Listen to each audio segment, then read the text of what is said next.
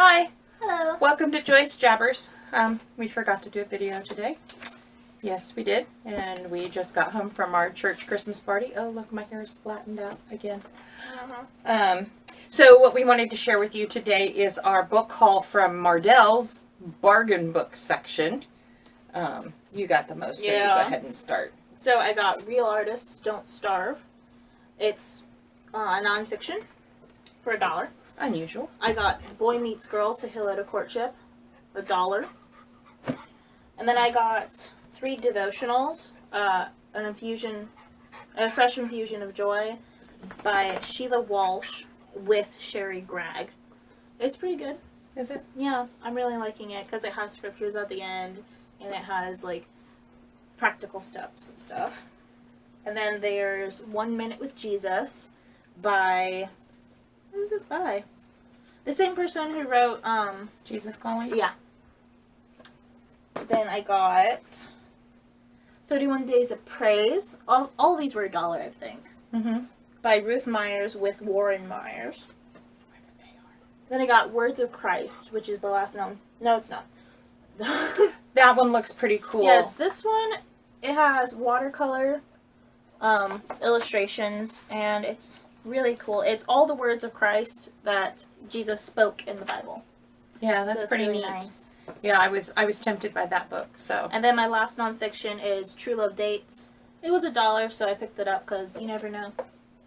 Yeah, so Tiffany had 2 or 3 books on dating and 3 devotionals, so I think God's trying to tell her something. Yeah, hopefully.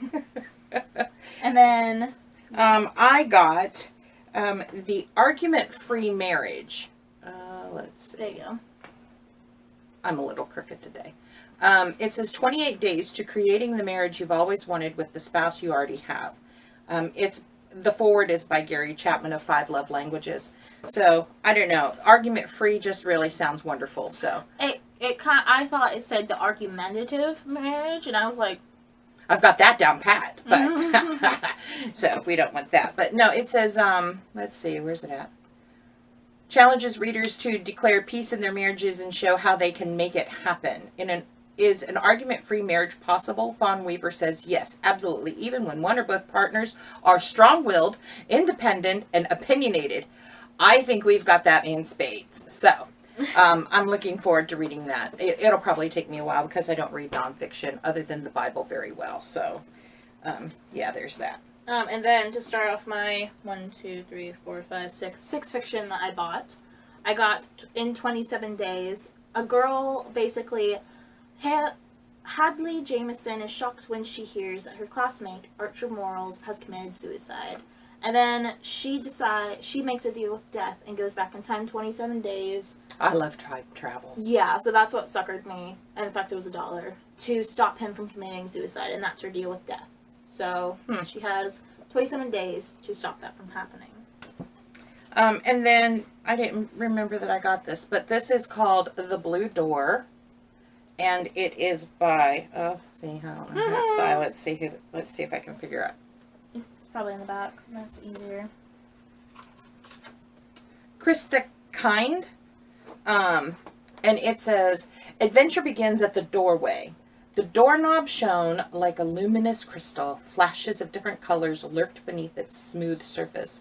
When she took hold, it hummed beneath her palms, sending an almost musical note through her body, right down to the soles of her feet. Yeah, that grabbed me. So, it's called the Threshold series. So, we shall see. That sounds interesting. And then I got Touch of Gold. It's a King Midas retelling. With Sounds interesting. Jesus, I guess. Really? So, well, it's a Christian fiction. Oh. So, and it Should was be $1. And it's beautiful. Yeah, it is pretty. It's by Annie Sullivan. That's actually easy to say. Yes, it is. And then, here we go again. More stickers on the... Oh, I think we have other books by her. Okay, this one's called Snapshot, a novel. And it's by Lisa Weil. I don't know if that's really how you say it, but it says, 2 little girls frozen in black and white, one picture worth killing for. Yeah, that sounds like that's already bringing you in and stuff. The civil rights movement.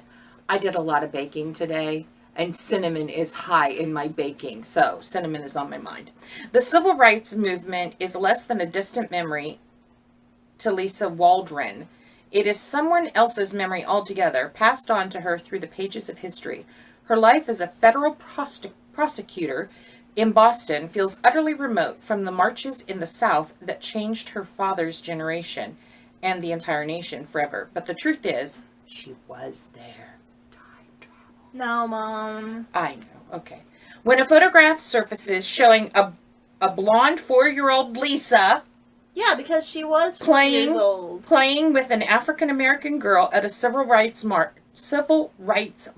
I just can't talk tonight. It's a good thing I didn't MC the party tonight, because that would have been bad. No, you just sang instead. Yeah, but that's not talking all the way through. Okay, so civil rights march in Fort Worth. Lisa is faced with a jarring revelation. The girls may have been the only witnesses who observed the real killer of civil rights leader Benjamin Gray, and therefore the only ones who can exonerate the death row inmate falsely accused of the murder. Soon Lisa finds herself in the dangerous world her father had shielded her from as a child. After some searching, the Waldrons find the little girl from the photo, and in the process uncover a conspiracy. Mere steps away from the likes of Bobby Kennedy, Lyndon Johnson, and J. Edgar Hoover. Based on real events and a photograph snapped by author Lisa Will's own G-Man father, Snapshot is a remarkably original marriage of mystery and history. Lisa Will, I wish I could say her name, I'm so sorry, author, deftly interweaves threads of race, gender, memory, and the father-daughter relationship in what many will inevitably say is her most mature, poignant novel yet. So, that sounds interesting to me. And it's $1. Yes. Love bargain books. And then we have Miracle at the Higher Ground Cafe. And is that Max Lucado? Yeah. Yes, it is. And the little thing is, what if you could ask God anything? What would you ask, and how would he answer? So I think the basis for this book is that you go to this cafe and you can actually order a word from God. You could ask God a question, and he can actually answer you or something like that. I might be wrong, because I don't want to take time to read the summary. You don't want to do what I just did with Snapshot? Yeah, because I'm tired. I'm sorry. I'm always tired in these things. It's been a long day. Interrupted, Life Beyond Words by Rachel Coker. This, I picked it up because it's pretty. Look. It is pretty. That's crooked. You are crooked. Isn't that pretty? Let's see what it looks like naked. Aww, it's a cute little lilac and purple. But it has to do with poetry and can love really heal all things. And it has to do with her mother died. And I'm pretty sure. Yeah, I think there was something about her mom died, but there's poetry and letters. Yeah, poetry and letters written to her mother became the only things keeping Allie's heart from hardening completely. But then Sam arrives for the summer, and with him come many confusing emotions, both towards him and the people around her. As World War II looms, Allie will be forced to decide whether hanging on to the past is worth losing her chance to be loved. That's gonna be a heart-wrencher. Clearly, we're not reading most of these books this month because we're not. It's Christmas book season. February. Yes. Not that one for February. Oh, and that book I read last week, 12 Days of Christmas. Oh, it's so good. By Debbie McComber. So good. It was good. It was really good. It was good. I read the first, third. 2/3. Or was it just a third? And like 30 minutes. It was a third. Yeah. And then I got Hit by Lori Ann Grover. And it's actually a pretty cover. It reminds me of Elsa from Frozen. And this also has to do with poetry. So this girl goes to this college class for poetry, and she gets a crush on her professor. And so she decides the best thing to do is to write a poem with her feelings. And so she goes one rainy morning to go deliver the poem, and her professor's in the car, and he accidentally runs into her. And the poem's in her hand. Oops. And that's how the book sells you. So, I don't know all that's going to happen, and it's a short book. It's only 214 pages. So I'm excited to read this in January because it does look like a cold weather book too. I might be wrong. And then last but not least, Unfolding. That looks pretty good too. By Jonathan Friesen. I would have gone with Ethan. Unfolding. It has a twister, tornado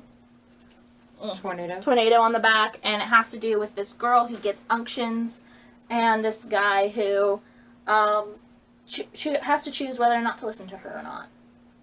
That's a very bad summary of what the summary is. Yeah.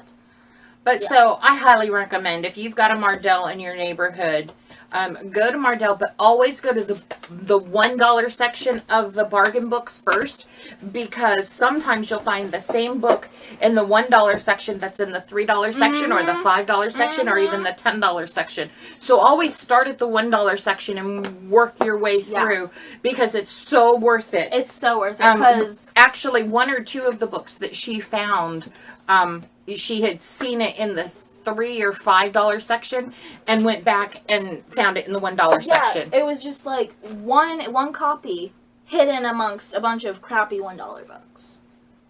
Because there's some crappy ones. There's a reason why some of them are there's some that just really. But some of them, like I would see in the $5 or $10 section or $3 section, and there would be like 1 or 2 copies in the dollar section. Yeah.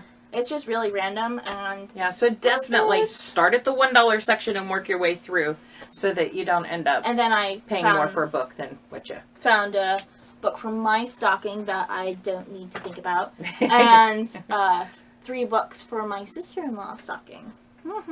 Shh, you shouldn't have said that. She watches our videos. You edited it out, then. I don't want to edit it out. So that's it for us. Thanks for stopping by, and I hope that this gives you some ideas of what you can find at your Mardel's bargain books shelves. Until next time, have a happy holiday.